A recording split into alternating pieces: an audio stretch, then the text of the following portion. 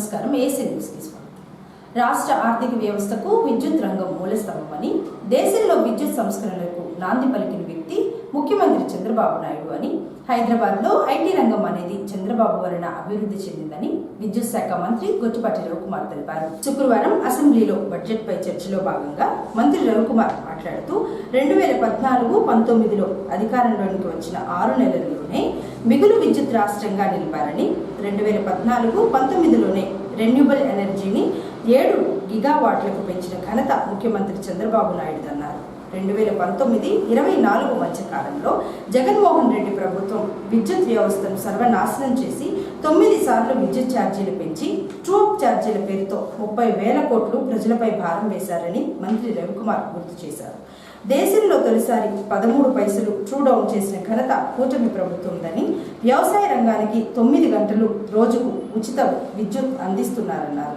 ప్రజా సంక్షేమం కోసం ఈ బడ్జెట్లో 13,000 కోట్లు సబ్సిడీ కేటాయించారన్నారు. స్పీకర్ సార్, విద్యుత్ రంగం రాష్ట్ర ఆర్థిక అభివృద్ధికి మూలస్తంభం సార్. దీనిని ముందే గుర్తించి దేశంలోనే విద్యుత్ సంస్కరణ నాంది పలికిన మన నాయకుడు చంద్రబాబు నాయుడు గారు అని చెప్పడంలో ఏమాత్రం కూడా సందేహం లేదు. అదేవిధంగా ఉమ్మడి ఆంధ్రప్రదేశ్లో 9-14లో అప్పటి కాంగ్రెస్ ప్రభుత్వం ఉన్నప్పుడు దాదాపు పవర్ కట్స్ విపరీతంగా ఉండేవి. రోజుకి 7 నుంచి 8 గంటల పవర్ కట్స్ పోతూ ఉండేవి. అప్పటి పరిస్థితుల్లో రాష్ట్రం నుంచి చాలా వ్యాపార సంస్థలు కూడా మూతపట్టమే కాకుండా పొరుగు రాష్ట్రాలకు వెళ్ళిపోవటం కూడా జరిగింది సార్. తర్వాత రాష్ట్ర విభజన అనంతరం 2014-19లో విద్యుత్ వ్యవస్థను గాడిన పెట్టి 6 నెలల్లోనే మిగులు విద్యుత్ రాష్ట్రంగా తీర్చిదిద్దిన ఘనత ముఖ్యమంత్రి చంద్రబాబు నాయుడు గారిది అని చెప్పడంలో సందేహం లేదు. అదేవిధంగా 2014-19లో మా ప్రభుత్వం క్లీన్ ఎనర్జీ పాలసీని తీసుకొచ్చేసి 7 గిగావాట్ల వరకు రెన్యూబుల్ ఎనర్జీ సామర్థ్యాన్ని పెంచడం జరిగింది సార్. తర్వాత 19-24లో గత ప్రభుత్వం విద్యుత్ వ్యవస్థను సర్వనాశనం చేయడమే కాకుండా 122,000 కోట్ల పైగా అప్పులు చేసి విద్యుత్ శాఖను పూర్తిగా నిర్వీర్యం చేసింది సార్. అదేవిధంగా 9 సార్లు విద్యుత్ ఛార్జీలు పెంచడమే కాకుండా ప్రజల మీద భారం వేయటమే కాకుండా ట్రూఅప్ ఛార్జీల ద్వారా దాదాపు 30,000 కోట్ల పైన భారాన్ని ప్రజల మీద వేసింది సార్. రాష్ట్రంలో పెట్టుబడి పెట్టడానికి వచ్చిన రెన్యూబుల్ ఎనర్జీ డెవలపర్స్ను కూడా తరిమి కొట్టే పరిస్థితి తీసుకొచ్చింది సార్. దాని ఫలితంగానే ప్రజల విశ్వాసాన్ని కోల్పోయి లాస్ట్కి వైఎస్ఆర్సీపీ పార్టీ 11 సీట్లకే పరిమితం అవ్వాల్సిన పరిస్థితి వచ్చింది సార్. అదేవిధంగా 2024 సంవత్సరంలో కూటమి ప్రభుత్వం అధికారంలోకి వచ్చిన వెంటనే చంద్రబాబు గారి నాయకత్వంలో వైట్ పేపర్ రిలీజ్ చేయడమే కాకుండా విద్యుత్ వ్యవస్థను గాలిలో పెట్టే కార్యక్రమాన్ని చేసింది సార్. గత ప్రభుత్వం ట్రూఅప్ ఛార్జీలు భారం వేసింది సార్. మన ప్రభుత్వం అధికారంలోకి వచ్చిన తర్వాత దేశంలో మొట్టమొదటిసారి ఏ రాష్ట్ర ప్రభుత్వం చేయలేని పని ట్రూఅప్ నుంచి ట్రూ డౌన్ చేసి 13 పైసలు ట్రూ డౌన్ చేసిన ఘనత ఈ రాష్ట్ర ప్రభుత్వాన్ని, కూటమి ప్రభుత్వాన్ని, చంద్రబాబు గారి నాయకత్వం సార్. అలాగే ఐస్ పాలసీ 2024 ఇంట్రడ్యూస్ చేసి 160 గిగావాట్ల సామర్థ్యాన్ని రెన్యూబుల్ ఎనర్జీ టార్గెట్ దిశగా ఈ ప్రభుత్వం పనిచేస్తుంది సార్. వ్యవసాయం మరియు అనుబంధ రంగాలకి రోజుకు 9 గంటల పాటు ఉచిత నాణ్యమైన పగటిపూట విద్యుత్ సరఫరాకు ప్రభుత్వం అత్యున్నత ప్రాధాన్యత ఇస్తుంది సార్. అలానే అన్ని వర్గాల వినియోగదారులకి 24/7 నాణ్యమైన విద్యుత్ సరఫరా చేయడానికి ఈ ప్రభుత్వం కట్టుబడి ఉంది. 2026-27 ఆర్థిక సంవత్సరానికి గాను బడ్జెట్లో ఇంధన శాఖకు 13,942 కోట్ల 67 లక్షల సబ్సిడీని అధిక భాగం ఇందులో సబ్సిడీని వినియోగించుకోబడుతుంది సార్. ఇందులో అధిక భాగం ప్రజా సంక్షేమ సబ్సిడీలకే వినియోగిస్తున్నాం సార్. ఈ బడ్జెట్లో ముఖ్యమైన కార్యక్రమం ఆంధ్రప్రదేశ్ ఉచిత వ్యవసాయ పథకం సార్. దీని ద్వారా దాదాపు 22 లక్షల పైగా వ్యవసాయ వినియోగదారులకు ఉచిత విద్యుత్ అందిస్తున్నాం సార్. అట్లానే ఆక్వా రంగానికి ₹3.85 బదులు ₹1.5 రేటుతో విద్యుత్ సరఫరా చేస్తున్నాం సార్. ₹2.35 డిఫరెన్స్ అమౌంట్ని డిస్కమ్లకి ఈ ప్రభుత్వం చెల్లిస్తుంది సార్. ఈ పథకం ద్వారా దాదాపు 890 కోట్ల రూపాయలు కేటాయించబడింది. అదేవిధంగా రాష్ట్రంలో 20 లక్షలకు పైగా SC/ST గృహాలకు నెలకి 200 యూనిట్ల వరకు ఉచితంగా విద్యుత్ అందిస్తూ ఉన్నాం సార్. అదేవిధంగా చేనేత కార్మికులకు, దోబిఘాట్లకు, బార్బర్ షాప్స్కి, గోల్డ్ కవరింగ్ యూనిట్స్లకు ఫ్రీ సబ్సిడీ విద్యుత్ అందిస్తున్నాం సార్. రేపు 1/4/2025 నుంచి హ్యాండ్లూమ్స్కి 200 యూనిట్లు, పవర్ లూమ్స్కి 500 యూనిట్లు ఉచితంగా అందించే నిర్ణయం ఈ ప్రభుత్వం తీసుకుంది సార్. విద్యుత్ ఉత్పత్తి విషయంలో కూడా రాష్ట్రం ముందంజలో ఉంది సార్. ప్రస్తుతం రాష్ట్ర ఇన్స్టాల్డ్ కెపాసిటీ 21,452 మెగావాట్లు. అందులో 37% రెన్యూబుల్ ఎనర్జీ నుంచి వస్తుంది. 2025-26లో హైయెస్ట్ డిమాండ్ 13,117 మెగావాట్లుగా నమోదైంది. ఒక్కరోజు హైయెస్ట్ కన్జంప్షన్ 262.06 మిలియన్ యూనిట్స్గా నమోదు కావటం రాష్ట్ర అభివృద్ధికి నిదర్శనం సార్. ఏపీ జెన్కో సంస్థ 3/1/26 నాడు 6,009 మెగావాట్ల రికార్డు ఉత్పత్తిని సాధించింది సార్. గత సంవత్సరం కంటే 519 మిలియన్ యూనిట్లు అధికంగా ఉత్పత్తి చేసింది. జల విద్యుత్ ఉత్పత్తి లక్ష్యానికి 153% సాధించడం గర్వకారణం. బొగ్గు సరఫరా మెరుగుపరచడం ద్వారా ఖర్చులు కూడా నియంత్రించగలిగాం సార్. 2,000 మెగావాట్ పర్ అవర్ సామర్థ్యంతో బ్యాటరీ ఎనర్జీ స్టోరేజ్ సిస్టమ్ ప్రాజెక్టును అనుమతించడం జరిగింది సార్. దేశంలోనే అతి తక్కువ టారిఫ్తో ఇది అమలవుతుంది సార్. ఏపీ డిస్కమ్స్లు మార్కెట్ లింక్డ్ ప్రొక్యూర్మెంట్ విధానం ద్వారా ఖర్చులు తగ్గించాం. యూనిట్ కొనుగోలు ధరను రూపాయల 7.71 నుంచి 6.35కు తగ్గించాం సార్. 2025లో 650 కోట్లు, అలాగే 2025-26లో అదనంగా 340 కోట్లు ఆదా చేశాం సార్. పవర్ ప్రొక్యూర్మెంట్ను పూర్తిగా తగ్గించేసి ఇంత పెద్ద ఎత్తున ఆదా చేయడం జరిగింది సార్. ఇందాక మన సభ్యులు కూడా అడిగారు. కూటమి ప్రభుత్వం అధికారంలోకి వచ్చిన తర్వాత సిస్టమ్స్ను ఇంప్రూవ్మెంట్ చేయటం వలన ఇంట్రెస్ట్ రేట్లు 11% నుంచి 8.9%కు తీసుకొచ్చాం సార్. నిత్యం రాజకీయాలు, ప్రభుత్వ కార్యక్రమాలతో తీరిక లేకుండా గడిపే ప్రజాప్రతినిధులకు మంత్రి నారా లోకేష్ గురువారం రాత్రి ఉండవల్లి నివాసంలో ఇచ్చిన విందు కార్యక్రమానికి విద్యుత్ శాఖ మంత్రి గొట్టిపాటి రవికుమార్ కుటుంబ సమేతంగా పాల్గొన్నారు. నారా లోకేష్ మంత్రి రవికుమార్ కుటుంబ సభ్యులను ఎంతో ఆప్యాయంగా పలకరించి ముచ్చటించారు. అందరూ కలిసి లోకేష్ సమక్షంలో డిన్నర్ చేశారు. ఈ సందర్భంగా నారా లోకేష్ మంత్రి సతీమణికి, కుమారుడు హర్షవర్ధన్కు గిఫ్ట్లు అందజేశారు.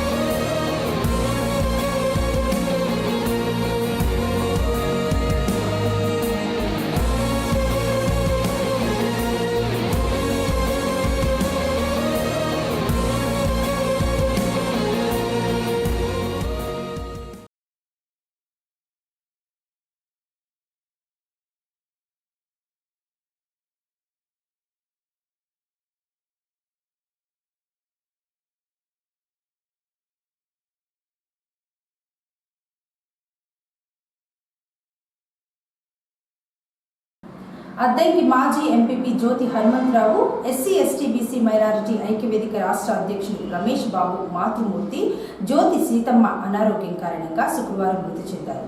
విషయం తెలుసుకున్న మాజీ MLA BCH Garatayya, Krishna Chaitanya, YCP incharge Ashok Kumar వేరువేరుగా పూలమాలలు వేసి నివాళులర్పించి వారి కుమారులను పరామర్శించి ధైర్యం చెప్పారు. సీతమ్మ మరణ వార్త తెలియడంతో వైసీపీ నాయకులు, ప్రముఖులు కలిసి హనుమంతరావును పరామర్శించారు.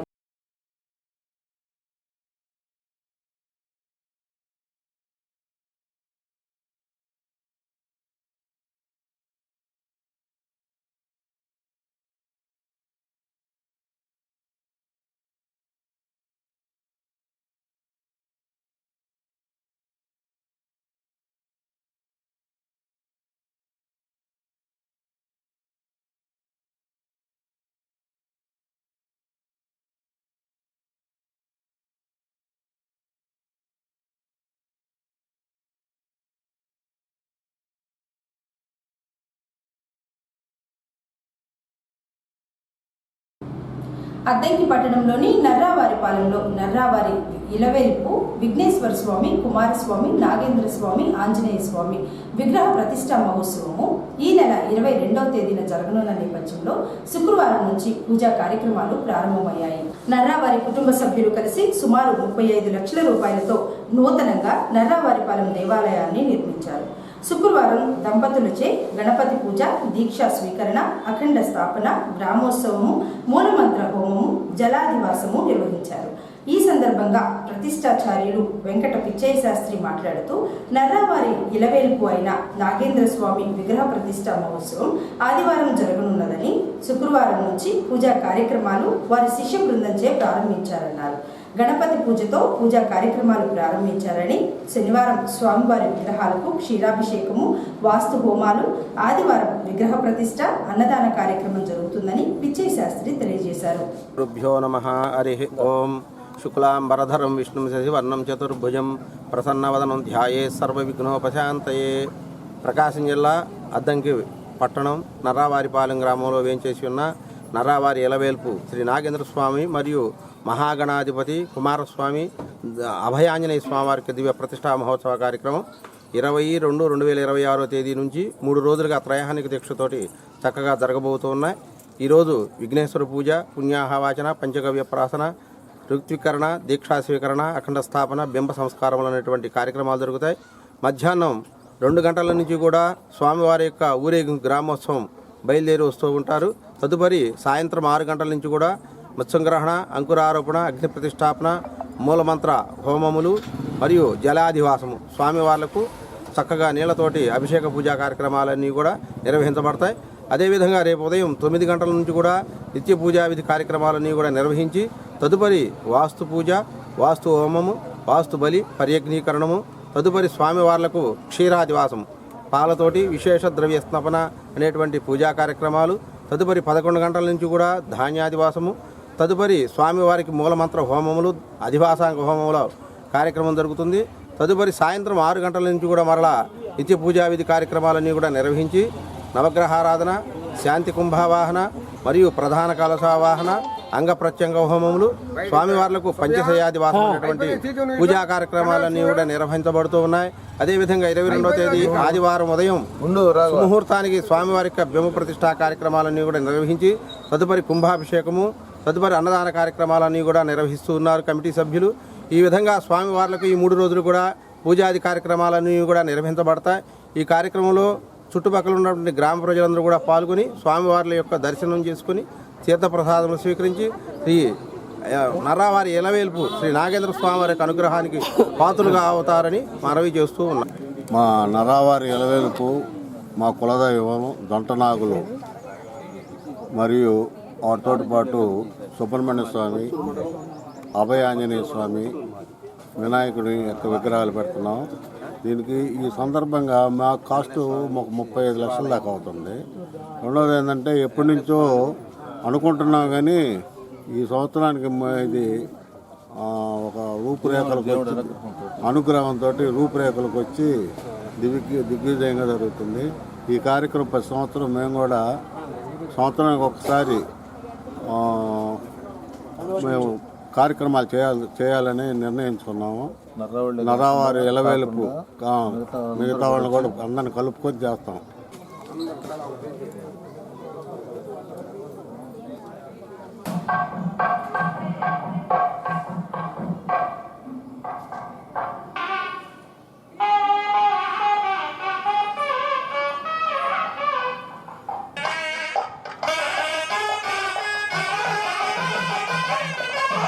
బొట్లు పెట్టండి. పైన 1, 4 పక్కల 4 బొట్లు పెట్టండి గణపతికి.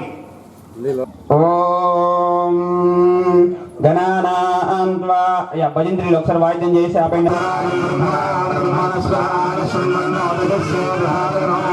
గణాధిపతయే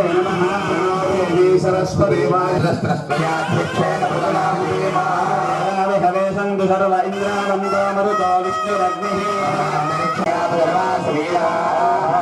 యజంతమయాని హవ్యాకోతి సత్యా మనసో మే చిత్తం ప్రబుధా విదేశిదో రాధాతృణాం భువనసారాం సప్తకాలం స్మరే సప్తగురాంగ శ్రీభురాజువాది సప్తగరుక్షిదేవా మత్సదసేన మత్సద సస్పదయేన మత్సకేనాం ప్రియామే గోవాయ జీవదే యాదాంగ విశ్వామహే ప్రతిష్ఠిత శ్రీ నాగేంద్ర స్వామినః శ్రీ గణపతయే నమః విఘ్నేశ్వర స్వామినే నమః. విడివిడిగా నీళ్లు తాగండి. ఓం హ్రాం ఆత్మరుద్రాయ స్వాహ. ఓం హ్రీం విద్యాదత్వాయ నమః. అది పక్కన పెట్టేసుకొని మళ్ళా మగవాళ్ళు ఆడవాళ్ళకి ఇవ్వండి.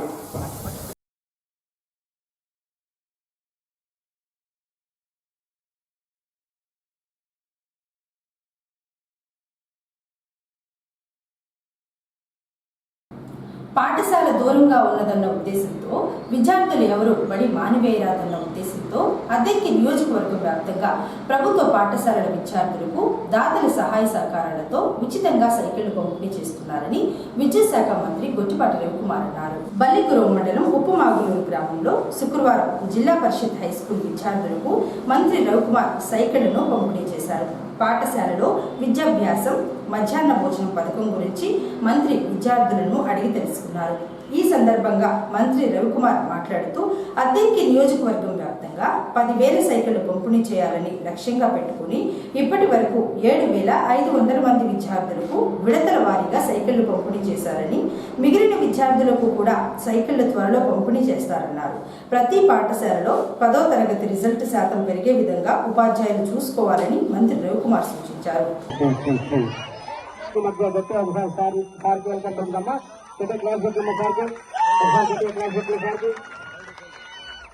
కొంచెం బయట ఉన్నారండి. ఆ సైకిల్ మధ్యలో ఎవరు ఉండదండి.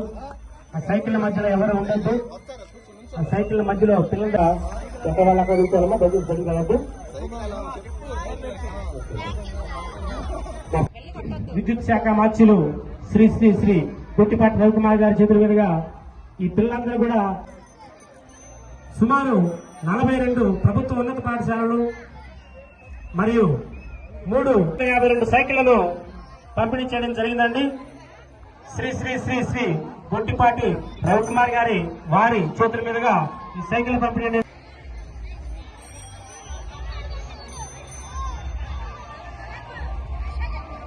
ఈరోజు మన ఉప్పుమాగులూరు జడ్పీ ఉన్నత పాఠశాలలో 60 బాబు దయచేశారు. బాబు నేనే పాఠశాలకు సంబంధించి 20 మంది బాలికలు 20 మంది బాలురు కలిసి 40 సైకిల్. మార్చి 16వ తేదీ నుంచి 10వ తరగతి పబ్లిక్ పరీక్షలు జరగనున్న తరుణంలో 10వ తరగతి విద్యార్థులు ఇప్పటి నుంచైనా ప్రణాళిక ప్రకారం చదువుకుంటే పాస్ అవుతారని అద్దంకి మండల విద్యాశాఖ అధికారి కెవి శ్రీనివాసరావు అన్నారు. అద్దంకి ప్రభుత్వ బాలికల ఉన్నత పాఠశాల వార్షికోత్సవ వేడుకలను శుక్రవారం నిర్వహించారు. కార్యక్రమంలో ఎంఈఓ 2 కెవి శ్రీనివాసరావు ముఖ్య అతిథిగా హాజరై ప్రసంగించారు. ప్రతి విద్యార్థి కష్టపడి చదువుకుంటే మంచి మార్కులతో పాస్ అవుతారని, గత ఏడాది 10వ తరగతి పరీక్షల్లో హైస్కూల్ విద్యార్థులకు 593 మార్కులు వచ్చాయన్నారు. ఈ ఏడాది కూడా మంచి మార్కులు సాధించాలని కెవి శ్రీనివాసరావు చెప్పారు. విద్యార్థులు ప్రణాళిక ప్రకారం చదువుకుంటూ ఉపాధ్యాయుల సలహాలు తీసుకోవాలన్నారు. చదువుతోనే పేదరికాన్ని నిర్మూలించవచ్చని, విద్యార్థులు ఈ విషయాన్ని దృష్టిలో పెట్టుకుని కష్టపడి చదువుకోవాలన్నారు. అనంతరం విద్యార్థులు నిర్వహించిన పోరాట ప్రదర్శన, సాంస్కృతిక కార్యక్రమాలు అందరినీ ఎంతగానో అలరించాయి. పెట్టుకునే విధంగా ఈ రిజల్ట్ మీకు రావాలని కోరుకుంటున్నాను. ఒక మంచి రిజల్ట్ వస్తే గొప్పగా జీవితాంతం మనం చెప్పుకోవచ్చు. ఫర్ ఎగ్జాంపుల్ 593 లాస్ట్ ఇయర్ 2 పిల్లలకి వచ్చినాయి. వాళ్ళు జీవితాంతం ఆ హ్యాపీనెస్ని ఎంజాయ్ చేయొచ్చు, ఆ సక్సెస్ని ఎంజాయ్ చేయొచ్చు. కాబట్టి ఈ సంవత్సరం పిల్లలు కూడా గత సంవత్సరం లాగానే హైయెస్ట్ మార్క్స్, 888 సీట్స్, మంచి స్కోర్ సాధించాలని కోరుకుంటున్నాను. మీ పాఠశాల హెడ్ మాస్టర్ కానీ టీచర్స్ కానీ చాలా చక్కగా పనిచేస్తున్నారు. మీకు కావలసినంత ఇన్స్ట్రక్షన్, అకాడమిక్ గైడెన్స్ ఇస్తున్నారు. దాన్ని ఉపయోగించుకొని ప్రతి hard work and smart work తోటి, ఒక ప్లానింగ్ తోటి, సెల్ఫ్ డెడికేషన్ తోటి, డిసిప్లిన్ తోటి, పంక్చువాలిటీ తోటి, ఇట్లాంటి మంచి లక్షణాలతోటి ఇష్టంగా చదివితే 10th క్లాస్ పరీక్ష అనేది చాలా సులభం అవుతుంది. ఇంకా కేవలం 23 రోజులు మాత్రమే ఉంది మనకి పరీక్షలకి. 23 రోజుల్లో పరీక్షలు స్టార్ట్ కాబోతున్నాయి.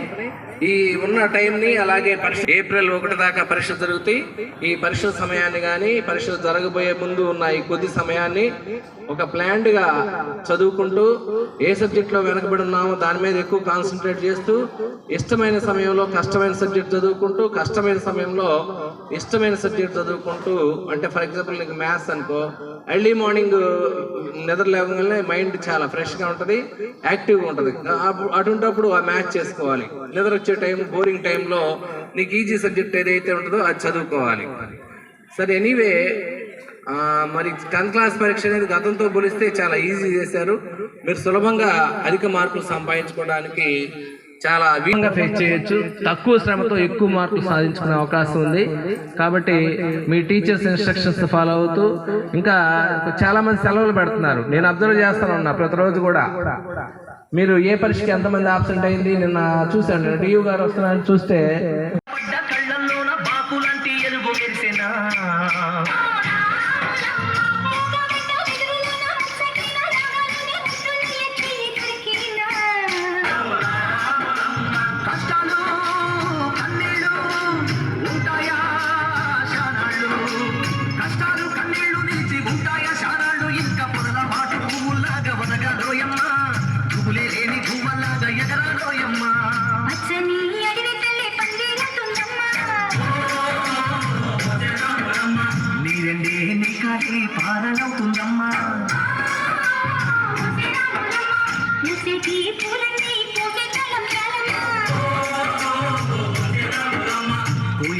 సందడే సన్నాయి మేళాలమ్మ.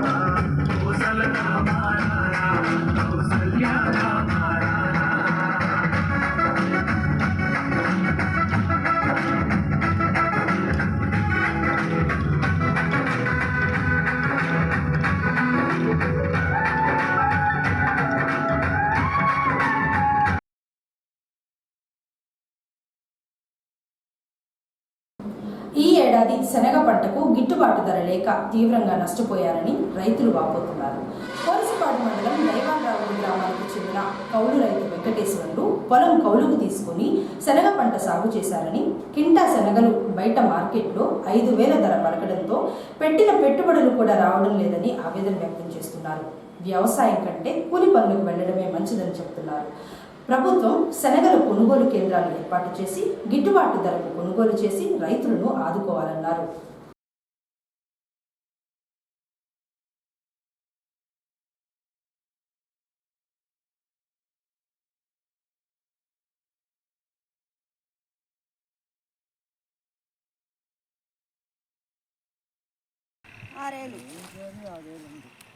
ఉంది, అది పర్వాలా.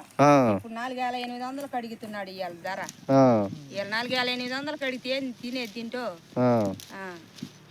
ఏం చేస్తారు? రైతు తొందరగానే పోతారు. ఇది వేసే కాడ కూర్చున్నాను. కౌలు కట్టాలా, చత్తవలా, లేఖం పెట్టుకోవాలన్నా, ఏడనో కూర్చి పెడదామని చెప్తుంది. ఏదో పుట్టుకుని వేసి వచ్చాము. కౌలు చేయకుండా కూలికి పోయినాను. అయ్యా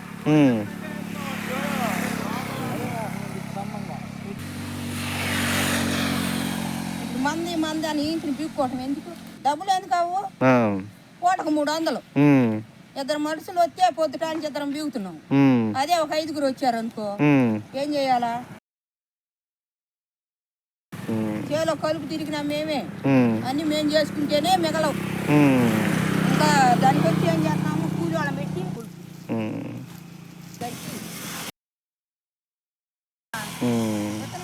కౌలు ఇవ్వాల. కూలి పని పోతున్నాయి. అదైతే పెట్టుబడి లేదు. ఇది ఇప్పుడు ఎంత ఇప్పుడు ఏకుందా అని వచ్చాము. చుట్టూ తిరిగి పీకి ఎడొచ్చి కూకొని అల్లాడిపోవటం అయిపోతుంటే చేయలేకనే. ఏసీ న్యూస్ ఇంతటితో సమాప్తం. నమస్కారం.